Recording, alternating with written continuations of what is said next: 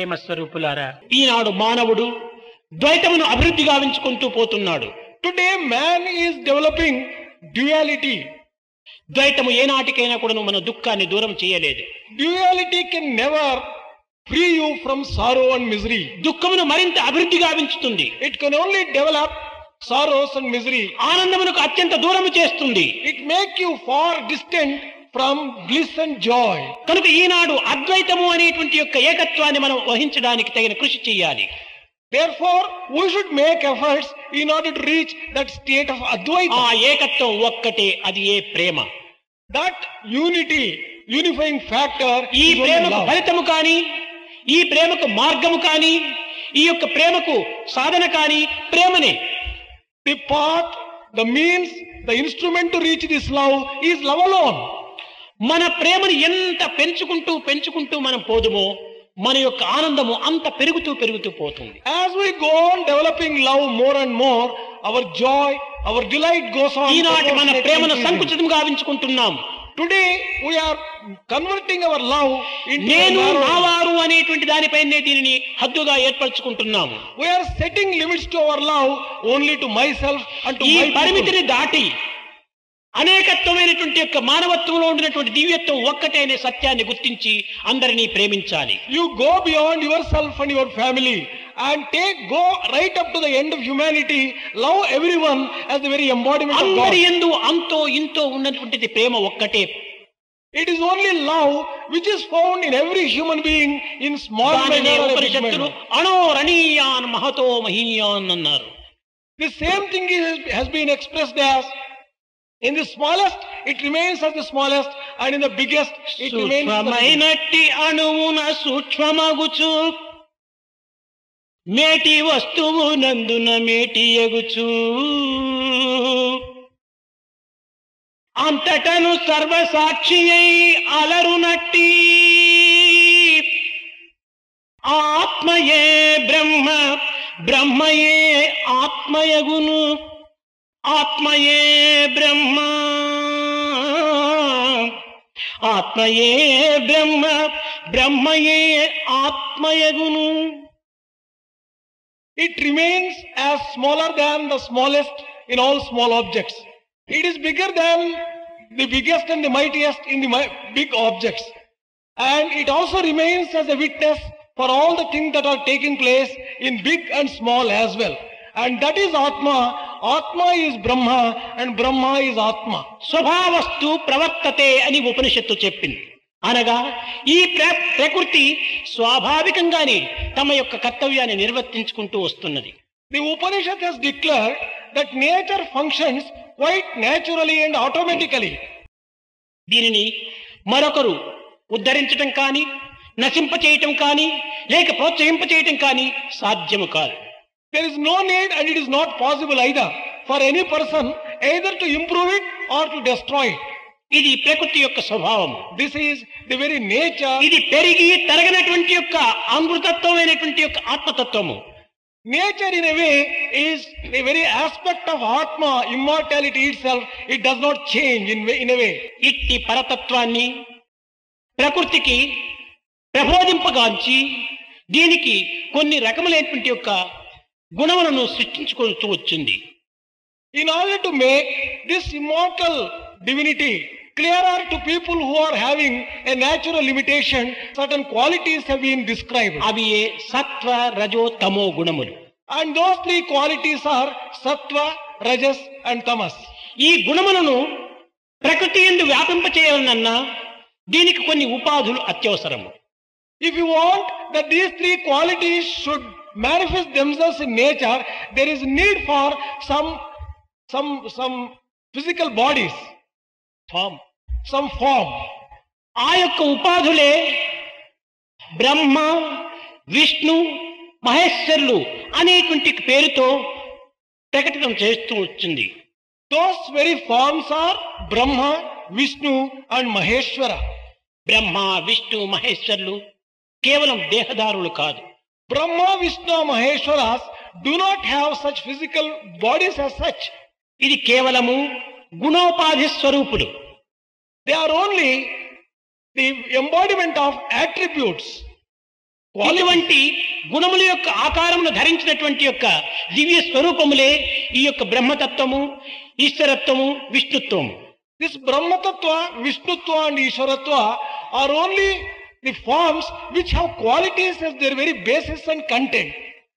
కనుక ఈ బ్రహ్మతత్వం అనగా ఏదో ఒక విధమైనటువంటి యొక్క చతుర్ముఖుడిగా ఉండి జగత్తునంతా సృష్టిస్తున్నాడు అనేటువంటి పురాణములు మనకు పెడమార్గము చూపుతూ వచ్చింది. Scriptures which declare that Brahma has four faces and a specific form and undertakes creation is not a real correct description. కాదు. ఈ ముమ్మూర్తులు కూడా మన యొక్క గుణస్వరూపులే. All these three forms are a description of the qualities which we embody. ప్రాకృతమైనటువంటి యొక్క శక్తులు 5 ఉంటున్నవి. There are 5 powers in the form of elements. భూమి, one is జలము, అగ్ని, వాయువు, ఆకాశము. earth, water, fire, air and sky. అయితే దీనిని సృష్టి క్రమలుగా భావించడానికి పూనుకున్నప్పుడు దీనికి విరుద్ధమైనటువంటి పదములుగా ఏర్పడుతుంది. ఆకాశము, గాలి, అగ్ని, వాయువు, భూమి అని విరుద్ధంగా తిరుగుతుంది. If you want to understand the process of creation, the process is reverse. It starts from sky, goes to fire, then air, then water and then earth. ఈ సృష్టి క్రమను గురించి ఒక విధంగాను, కేవల అనుభవం యొక్క క్రమాను గురించి మరొక విధంగాను ప్రకృతి మనకు నిరూపిస్తూ వస్తున్నది. Nature can be understood in 2 different ways. One based upon the process of creation, the second based upon our own experience. అదే విధంగానే బ్రహ్మ, విష్ణు, మహేశ్వర అనేటువంటి యొక్క అనుభూతికి ఉండినటువంటి ఈ ఉపాధులను ఈ సృష్టి క్రమముగా మనం మార్చినప్పుడు ఈశ్వర, విష్ణు, బ్రహ్మగా మారిపోతుంది. If you apply the same principle, the process for Brahma, Vishnu, Maheshwara, it is for the creation. But if it is on the base of experience, it will be Ishvara, Vishnu and Brahma. ఇక్కడ ఈశ్వరత్వం అనగా ఏమిటి? What do you mean by the principle of Ishvara? ఈశ్వర సర్వభూతానాం హృద్దేశో అర్జున తిష్టతి అనింది గీత. అనగా ఈశ్వరుడు అనగా హృదయుడు అని, హృదయేశుడు అని పేరు. That means Gita has declared that Ishvara resides in everyone's heart. సర్వుల హృదయంలో కూడా ప్రకాశింపచేసేటువంటి వాడు. He is the one who makes every heart shine. కనుక అందరి హృదయం నందు కూడాను ఈశ్వరత్వం అనేటువంటి యొక్క దివ్య శక్తి ఉంటున్నది. The power of and the principle of Ishvara is residing in everyone. ఈ హృదయం అనే స్థుతులంతా కూడాను ఆత్మ అని పిలుస్తూ వచ్చింది. Another name given for this Ishvara is Atma. ఈ హృదయం నుంచినే తలంపు అనగా మనస్సు అనేటువంటిది ఆవిర్భవిస్తూ వచ్చింది. From this heart has come the mind. ఈ మైండే విష్ణు తత్వము అని. This mind may be compared to Vishnu Tattva. Vishnu అనగా సర్వవ్యాపకుడు అని దీని యొక్క అర్థము. Vishnu refers to an all-pervasive entity. కనుక మనస్సు కూడాను మనోమూలం విధం జగత్, జగత్తంతా వ్యాపించినటువంటిది మనస్సే. Mind is all-pervasive. It can be found everywhere in the world. కనుక ఈ మనస్సునికే విష్ణుత్వము అనేటువంటి పేరు. That is why mind has been given the name of ఈ Vishnutva. విష్ణువు నాభి నుండి ఉద్భవించినటువంటి వాడు బ్రహ్మ అని ప్రజల యొక్క విశ్వాసము. People believe that Brahma has taken his birth from the navel of Vishnu. అనగా ఈ మనస్సు నుండి ఆవిర్భవించినటువంటిదే వాక్కు. వాక్కే బ్రహ్మస్వరూపము. This word has taken its birth from the mind and that is equivalent to Brahma Tattva. కనుకనే బ్రహ్మకు శబ్ద బ్రహ్మమయి, చరాచరమయి, జ్యోతిర్మయి, వాంగ్మయి, నిత్యానందమయి, పరాత్పరమయి, మాయామయి, శ్రీమయి అని వాక్కునకు బ్రహ్మతత్వంగా పోల్చుకుంటూ వచ్చారు. This Brahma Tattva has been described as the very embodiment of the sound, and sound in all its forms, in all its manifestations, in all its descriptions. కనుక ఈశ్వర, విష్ణు, బ్రహ్మ అనగా ఏమిటి? హృదయమే ఈశ్వరుడు, మనస్సే విష్ణువు, వాక్కే బ్రహ్మ. What do you mean by Ishvara, Vishnu and Brahma? Ishvara is heart, Brahma is mind, and Vishnu is mind, and Brahma is word, walk. ఈ మూడింటి యొక్క సమ్మిళితమైనటువంటి స్వరూపమే దివ్యత్వమైనటువంటి ఆత్మతత్వం. If you bring all these together and combine them, that is the very nature of Brahma Tattva. కనుకనే ఈ బ్రహ్మనే మనకు గురువు, ఈ యొక్క విష్ణువే మనకు గురువు, ఈ ఈశ్వరుడే మనకు గురువు అనేటువంటి యొక్క తత్వం లోపల దీనిని ఏకత్వంగా భావిస్తూ వచ్చింది. When you say that Brahma is the preceptor Guru, Vishnu is Guru, Ishvara is Guru, this is how you will have to understand in this perspective. ఇట్టి పవిత్రమైన అర్థములు కూడినటువంటి యొక్క ఒక శ్లోకమునకు ఏదో గురుత్వానికి ఒక అల్పత్వంగా మనం భావించి దీనిని అనేకత్వంగా మనం విభజించి నానత్వాన్ని స్వీకరించి యథార్థాన్ని విస్మరిస్తూ వస్తున్నాం. This sloka or this stanza, which has got such a glorious meaning and understanding and correct interpretation of Brahmatva, Vishnu Tattva and Ishvarattva, have been wrongly interpreted to give a narrow meaning as if they are three persons. Gurur Brahma, Gurur Vishnu, Gurudevo Maheshwara, Guru Sachat Parabrahma, Tasmai Sri Gurave Namaha. దీని అంతరార్థం ఏమిటి? గురుర్ బ్రహ్మ, సృష్టికర్త కాదు, వాక్కే మనకు నిజమైనటువంటి గురువు.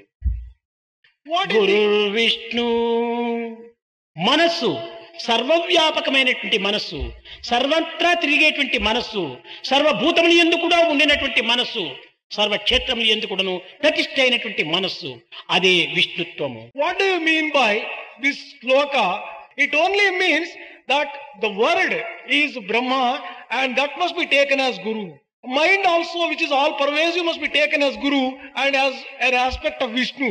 The mind which Gurudevo Maheshwara, అదే హృదయ స్థానము. heart must be taken as Guru, as Ishvara.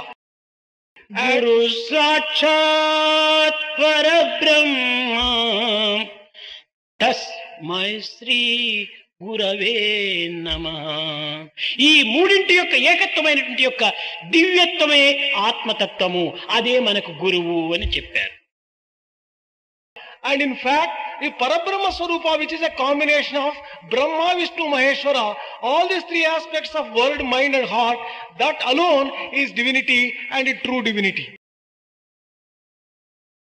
కనుకనే ఆ గురుత్వం అనగా దీని అర్థం ఏమిటి? అంధకారమును నిర్మూలము గావించేటువంటి ఒక తత్వమే గురుత్వం. What do you mean by the true principle of Guru? And that is the power of dispelling మనకు darkness. ఈ మూడు గుణములు ఉండినంత వరకు అంధకారం తప్పినది కాదు.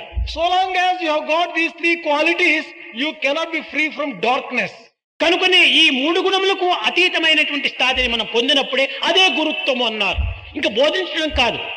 Only when you transcend these three natural qualities, then only you become Guru. లేక ఈ మూడింటి యొక్క గుణముల యొక్క ఏకత్వాన్ని భావించినప్పుడే ఇదే నిజమైనటువంటి యొక్క గురుబోధ.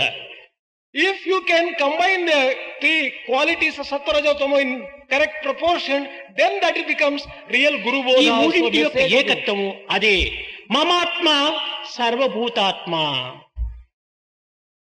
అది నిజమైనటువంటి యొక్క ఆత్మతత్వము.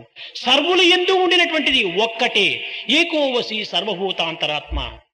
ఇలాంటి ఏకత్వాన్ని మనం విస్మరించి భిన్నత్వాన్ని అభివృద్ధి పరుచుకొని అశాంతికి గురి అయిపోతున్నాం. We should understand that God resides in everyone. That is the unifying factor. When you give up this unity and develop diversity, then you tend to become sorrowful and miserable. త్రిగుణముల యొక్క వికారం చేతనే ఈ ప్రపంచము సృష్టింపబడి పోషింపబడి నశింపబడుతూ ఉంటుండాలి. It is an account of change of these three qualities, the creation, the sustenance and the destruction of the ఈ entire సృష్టికంతా కూడాను creation. త్రిగుణములే పునాదులు, త్రిగుణములే ఆధారములు, త్రిగుణములే ప్రాణములు. For the entire creation, these three qualities are the very foundation, the very basis and the very life breaths. ఈ త్రిగుణముల యొక్క స్వరూప స్వభావాలతో ఈ యొక్క ప్రకృతి యొక్క తత్వము వికసిస్తూ వస్తుంటుండాలి. Nature blossoms and gets transformed by the change of different ఈ combinations of త్రిగుణముల these యొక్క three qualities. కార్యకలాప సముదాయమే ఈ ప్రపంచము. The entire universe is a combination of these three qualities in different proportion. भजन बिना सुख शांति नहीं,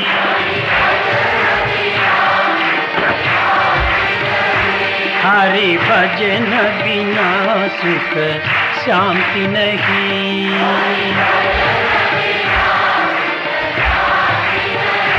हरि नाम बिना आनंद नहीं,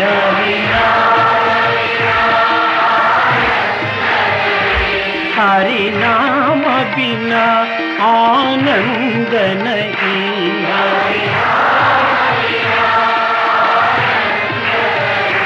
हरि भजन बिना सुख शांति नहीं,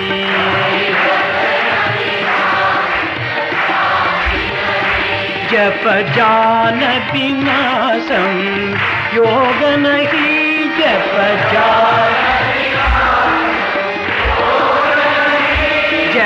जान बिना संयोग नहीं, जप जान प्रभु दर्श बिना प्रज्ञान नहीं,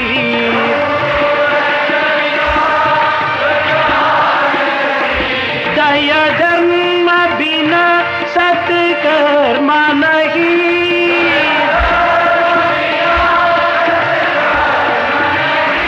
दया धर्म बिना सत्कर्म नहीं,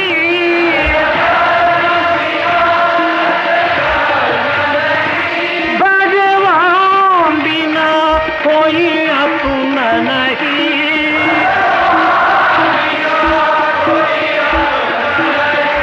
भगवान बिना कोई अपना नहीं,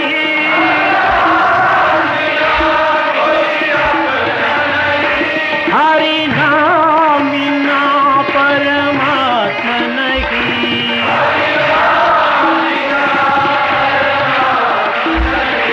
हरि नाम बिना परमात्मा नहीं,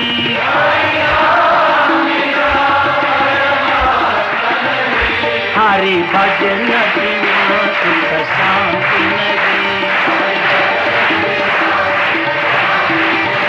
हरि भजन बिना सुख शांति नहीं, हरि नाम बिना आनंद नहीं, हरि नाम बिना आनंद नहीं, हरि भजन बिना सुख शांति नहीं,